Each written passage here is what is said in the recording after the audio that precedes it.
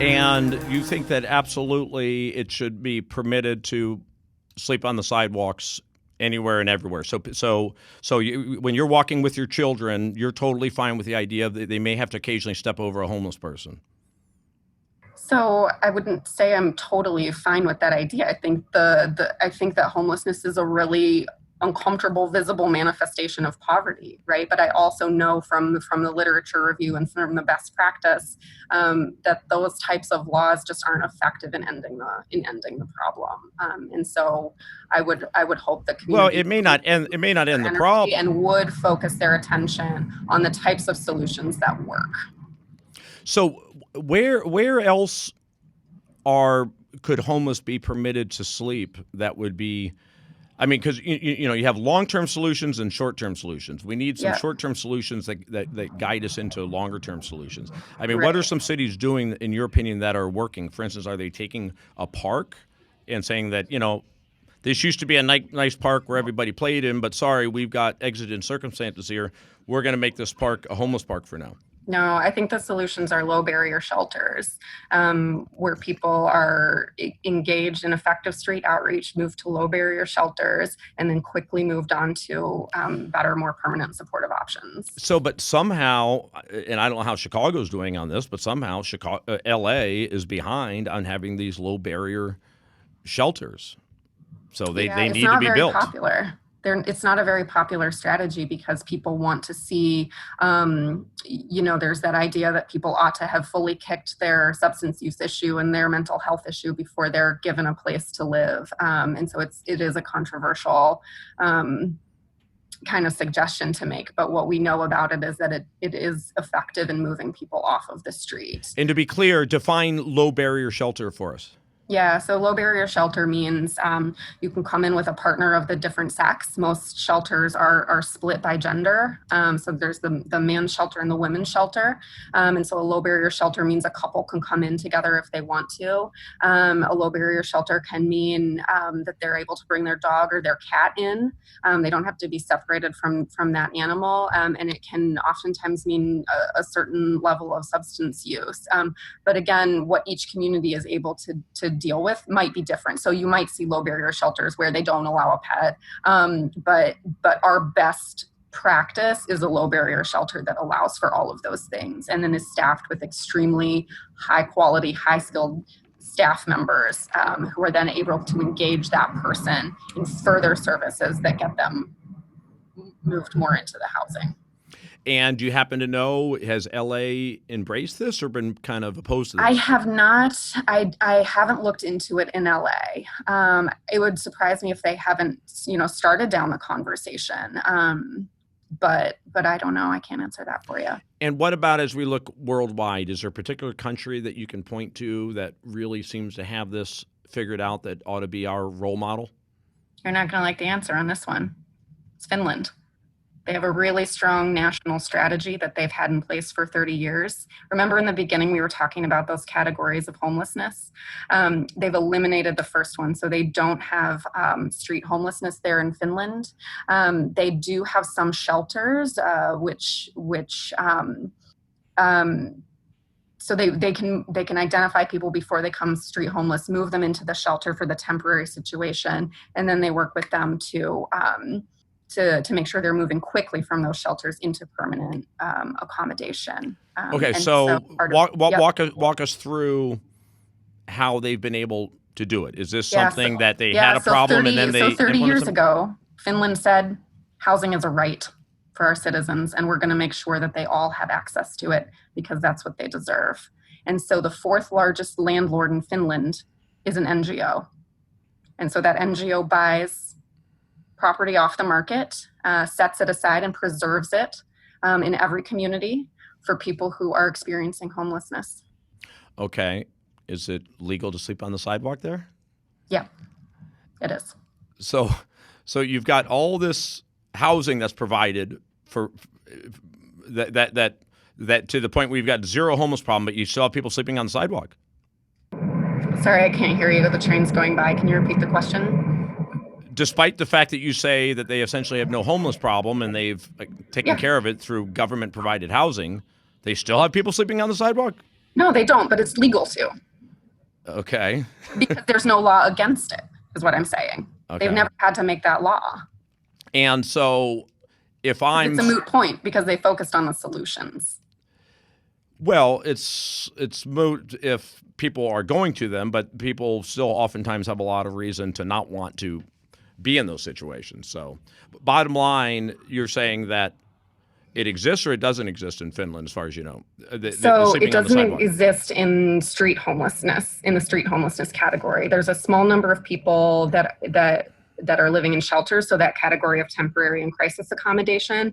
And then when you actually ask people who are working in the sector in Finland how many people are homeless, they say 5,000. I say, how can that be? You don't have any street homelessness. And so they have now expanded their definition, and they are focusing on people who are living doubled up. And so that's their goal now, to make sure that all of those people have homes of their own, which I think is a really beautiful example of how you can be expanding that definition and continuing to help people who are in need once you've solved it for those who are most vulnerable and most at risk. So, tell me what that would look like in the U.S. if we were to try to implement this. Yeah. Well, I think we would first really focus on people who are living on the street, and we would focus on prevention, right? So what are the drivers into homelessness that we can look at with preventative strategies to make sure that the number of people becoming street homeless gets less and less over time. Then I think we would be focusing on the effective street outreach, including the low barrier shelters, quickly moving people off the street and into that temporary crisis accommodation, and then putting. But that's what you and I have acknowledged is tricky though. Getting these people off. Oh, the street. this is not easy work, but right. It can be done, and we have a solid evidence base for the best ways of doing that, and those best ways of doing that are not yet commonplace.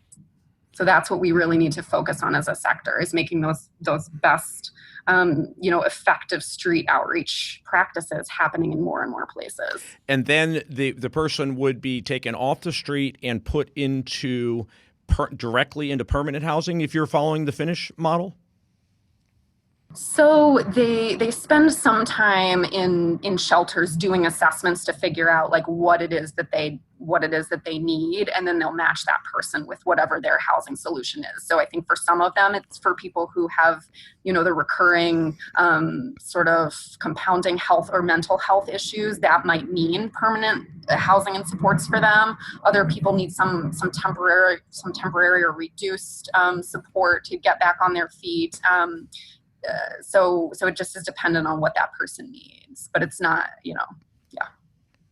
And then ultimately, if you're below a certain income level, then is it government housing is provided for free, or is that discounted based upon your income level, or what? I'm not sure all the ins and outs of it, but I think that they still believe that the person should sign the lease. And that person should still pay for their, the 30% or whatever that month. And so it might mean that if a person is getting government benefits, they're still taking that benefit, writing the check, making that payment, because there's something very sort of dignified about that, right? Like, I have this lease, I write this check.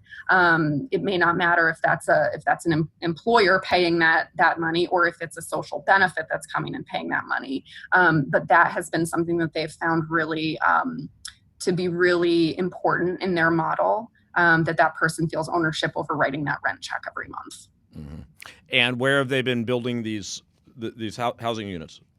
I don't know that they're building housing units, but they're buying them off of the free market, and then preserving them for people who need that permanent support.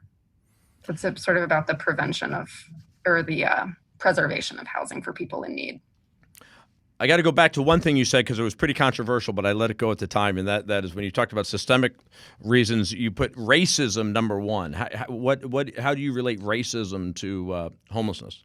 Yeah, so when you look at sort of those the intersections of people who are the most likely to become homeless, at least in the unit, well, it's actually true in almost all communities, that regardless of what your kind of So like in Canada, for example, people who are First Nations are more likely to be overly represented in the issue of homelessness. In Canada, it's people who are Aboriginal. In the United States, it's people who are African American.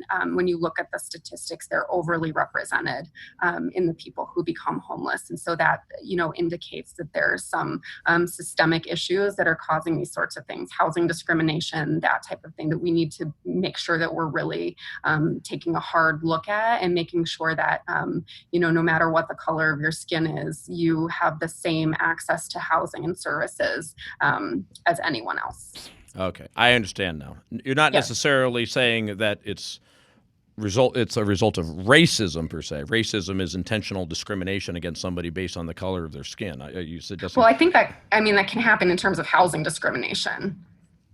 Like if you're, if you're looking for an apartment and you've found one that, is within what you can afford, and you might be discriminated against. We can't rule that out. Right. We know that's illegal and you can sue for that, but it doesn't mean it doesn't happen.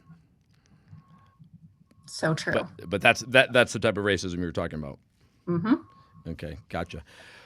Okay, awesome. Tell me anything that I missed that you really want to say, or it's an important message to get across, because as I said, it's a complicated issue and we're grappling with it here in California, and I don't think people, frankly, are really coalescing around a single solution. Yeah. I guess what I would say is that the issue is solvable, and a lot of the solutions are common sense solutions. And so I think rather than, arguing about some of the nuances, just bringing people together and saying, this is the scope of the problem, these are the factors, these are the solutions, and it's going to take that whole of society approach to getting it done. So everyone has a role. Let's figure out whose role is what, and let's get it done.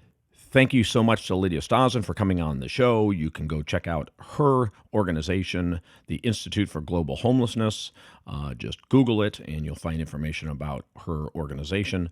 Thank you to our producer, Michael Parker. Thank you to our intern, Jake Wall. Thank you all for listening. We'll be back soon with another episode of The Hidden Truth Show.